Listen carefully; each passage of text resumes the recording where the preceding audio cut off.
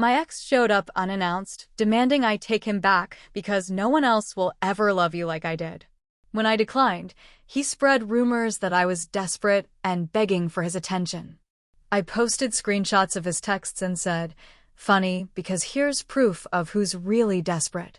I live in Denton, Texas. It's not some big city, so word spreads fast here. People know each other's business whether they want to or not. I work as a teacher's aide at a middle school, which means I see a lot of drama. But nothing compares to the drama my ex brought into my life after I thought I'd finally gotten rid of him. Derek and I were together for 3 years. He was the type of guy people liked on the surface. Clean cut, funny in that sarcastic way, always good with my friends and family. But behind closed doors, he was a different person. He always had to know where I was.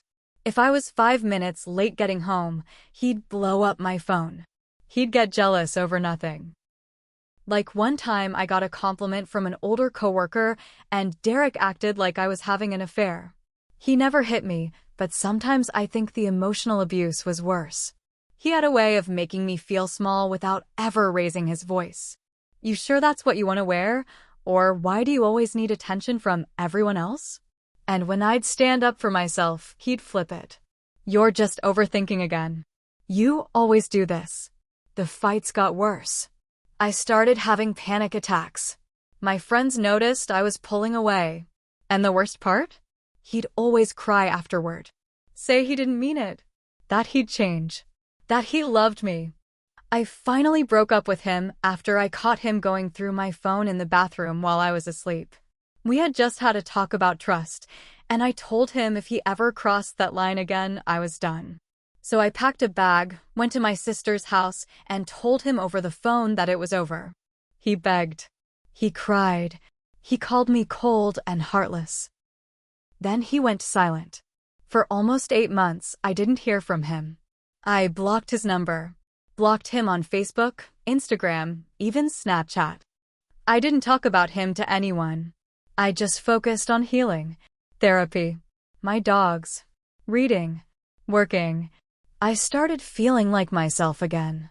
Then one night in November, I heard a knock at my door. I wasn't expecting anyone. My dogs lost their minds barking. I peeked through the blinds and my stomach dropped. It was Derek. I should have called the cops. I should have ignored him. But some stupid part of me wanted to know what he could possibly have to say. I opened the door just a crack. He smiled like nothing had happened. "Hey," he said, hands in his pockets. "I've been thinking about you." I didn't say anything. I don't think we're supposed to be apart. I've been with other people. It wasn't the same. They don't get me like you do. I looked him dead in the eyes and said, "That's your problem, not mine."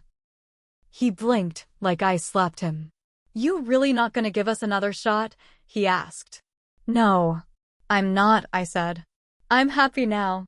I don't want you in my life." That's when he said it. "No one else will ever love you like I did." I stared at him. Exactly. And I shut the door in his face. I thought that was the end of it. 2 weeks later, a mutual friend of ours named Melissa sent me a screenshot. Derek had been texting her, saying I was still obsessed with him, and crying every night about how she messed up the best thing she ever had. He told her I begged him to come back. Said I needed him. I was stunned. Furious. He was trying to ruin my name. Trying to flip the story. I didn't respond right away. I gathered receipts. I had the text from the night he showed up. Every word he said. "I miss you. You're the only one who really knows me. Please talk to me." I had the video from my doorbell cam. Clear as day, him knocking, waiting, pacing, looking like a wreck. So I waited until a Friday night when I knew people would be scrolling and I made a post on Facebook. Not private. Not vague. I said, "It's wild how some people will lie so hard to protect their ego. But here's what really happened." Then I dropped the screenshots, the texts, the video. I didn't say anything else. The comments blew up. Friends, old classmates, even people I barely knew were tagging others. Saying, "Damn, I knew he was shady." Some said they were sorry for believing his side. Others shared their own stories of how he'd talked trash about me. I found out he'd been running his mouth for months, telling people I was crazy, needy, unstable. Then something I didn't expect happened. His current girlfriend reached out. Her name was Ashley. She said, "I saw your post." Thank you. I thought I was losing my mind. She told me he had been doing the same things to her. Same lines. Same manipulation. He had her thinking she was the problem, that no one else would want her. She said she packed a bag that night and left him. That's when Derek lost it. He left me voicemails, screaming, saying I ruined his life, that I was a liar, that everyone turned on him. He even tried showing up at my job, but the front office wouldn't let him through. I had already told them what was going on. I still didn't say a word to him. Instead, I posted one more message. Funny how the truth feels like hate when you're used to lying. It's been quiet since. But I know he's not done. He's the kind of person who can't stand being exposed. And I'm not done either. After that last post, I expected things to calm down. I thought maybe Derek would crawl back under whatever rock he came from and just disappear. For a while, it felt like that was happening. But people like him don't just stop. About 3 weeks after the whole thing blew up, I noticed something strange. A few of my coworkers, folks I barely talked to, started acting different, less friendly, more distant. I figured maybe I was being paranoid. Maybe I was just sensitive after everything. But then one of the younger teachers, Callie, pulled me aside in the break room. "Hey," she said, looking a little nervous. "I know this is kinda awkward, but did you really get fired from your last school?" "What?" I blinked. "No. I've only ever worked here." She looked confused. "Oh. Huh. Derek told someone you got let go for being unstable or something." That's probably just him talking shit, though. My blood ran cold. I realized then he wasn't just spreading lies to mutual friends. He was targeting my workplace. Derek had never worked in education. But he knew enough people in town that word could spread fast if he talked to the right ears. And knowing how small Denton is, it wouldn't take much for rumors to reach the wrong person like my principal. So I did what I had to do. I scheduled a meeting with the school's administration. I laid it all out, told them everything. From the breakup to him showing up to the false rumors. I brought screenshots, voicemails, doorbell footage. They were shocked, but supportive. They even flagged my file just in case he tried to call or show up again. I thought that would scare him off. I was wrong. Because then, my parents got dragged in. My mom called me late one night, voice tight. "Sweetie, did you tell Derek your dad cheated on me?" "What?" "No." "What the hell?" She was crying. Derek had messaged her on Facebook. Said I needed to deal with my own family issues before I ran my mouth about his. Then he told her I'd said my dad had a secret second family and wasn't to be trusted. My dad, who'd done nothing wrong, was crushed. My mom was heartbroken. And I lost it. That was the moment something snapped in me. This man wasn't just attacking me anymore. He was trying to destroy my entire life. He wanted to ruin my job, my family, my peace. He wanted revenge because I rejected him. So I stopped reacting. I started documenting every lie, every message, every person he messaged behind my back. I even had a friend pretend to be interested in him on a dating app, just to see what he'd say. And sure enough, he told her all the same things. That his ex, me, was crazy, still obsessed with him, showed up at his place crying, and that he was finally healing from the damage I caused. I saved it all, because I knew what I was going to do next. I knew I couldn't keep playing defense forever. Derek was relentless. He didn't care who he hurt.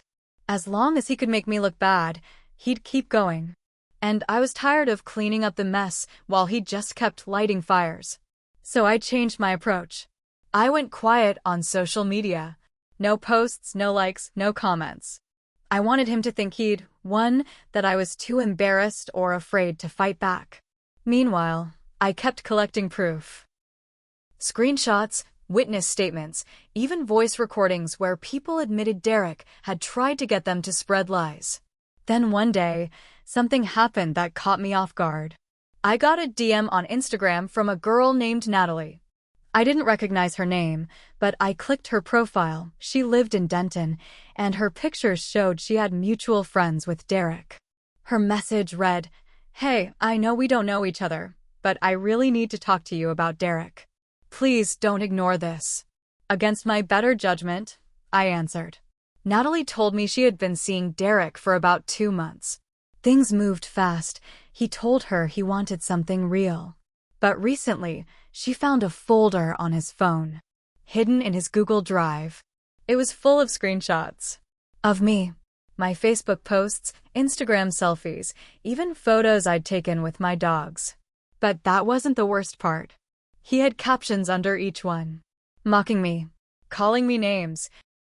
One picture I took at the shelter with a dog had this written below it: "She's good at pretending to care. That's how she hooks people." Natalie was horrified. She said she'd confronted him, and he flipped out. Accused her of betraying him, said I'd brainwashed her through the internet. She left his place that night and never looked back. Then she dropped a bomb I didn't expect. "He told me you tried to kill yourself after he left you." I just stared at the screen. That was a lie so big, so cruel, it didn't even make me angry at first. It made me sick, like I was gonna throw up. I thanked her for telling me. I asked if she'd be willing to send me screenshots. She said yes, and she did. Everything. His texts, his folder, even a recording of a conversation they had where he admitted to setting the record straight before she could ruin his reputation. That was it. I wasn't going to sit on this anymore. I reached out to someone who'd contacted me earlier. A woman named Rachel, who worked in public relations and happened to be Melissa's cousin. Rachel offered to help me clean up the mess Derek left behind. But I didn't want cleanup. I wanted consequences. Rachel helped me put together a full digital report. Everything Derek had said, done, spread, manipulated. We gave it a name. The Truth About Derek S. And then I sent it. To his job. To his landlord. To his sister. To his new church group he'd joined. Yes, he was suddenly religious now. To every single person he'd tried to smear me to. I didn't post it publicly. I sent it privately. No commentary. Just facts. But the fallout was loud. His boss fired him. His church cut ties. His sister posted on Facebook that she was ashamed of the man he became. His landlord gave him 30 days' notice due to disturbances and complaints. He called me that night, screaming again. He was crying this time. Said I was evil. Said I'd ruined his life over just a breakup. I didn't answer. I didn't need to. I was done playing defense. After I sent out the truth about Derek, things started falling into place fast. People who used to give me side eyes at the grocery store were now smiling at me. I had old friends texting apologies, saying they should have believed me sooner. Some people even shared their own stories about Derek, people I never even knew he dated. The pattern was the same. Charm, control, lies, then chaos. But as satisfying as it was to watch him lose everything, I didn't feel good. Not fully, because deep down I knew I hadn't just stood up for myself. I'd gotten revenge. And it wasn't clean. I hurt people, too. Derek's mom called me. She was crying. Said she didn't know what to believe anymore. Said he wasn't answering her calls, that he'd been staying in a motel outside of town, drinking more than usual. She didn't excuse what he did, but she asked me one thing. Was there any way this could have ended without destroying him? I didn't have an answer for her, because by that point, I wasn't sure. I told myself I had no choice, that I had to fight back, that I had to protect myself. And that's true. But I also went further than I needed to. I made sure he couldn't crawl out of the hole. I didn't just stop him. I broke him. That doesn't make me wrong. But it doesn't make me innocent either. About a month after everything blew up, I saw Derek one last time. It was at the gas station by the old Walmart. He looked thinner, tired, like a ghost of himself. He didn't notice me at first. But when he did, he just stood there, looking. He didn't speak. Neither did I. We stared for a few seconds. Then he turned around and walked back to his car. I stood there for a long time afterward. Not angry, not sad, just hollow. He deserved to lose what he lost. Every lie, every manipulation, every cruel word he said came back on him. And I won't pretend I regret exposing the truth. But I do regret what it did to me. I don't trust people easily now. I question motives. I think twice before I share anything personal. I fought like hell to take my power back. But somewhere along the way, I lost parts of myself too. This isn't a story with a happy ending. But it's a true one. And sometimes that's all you get.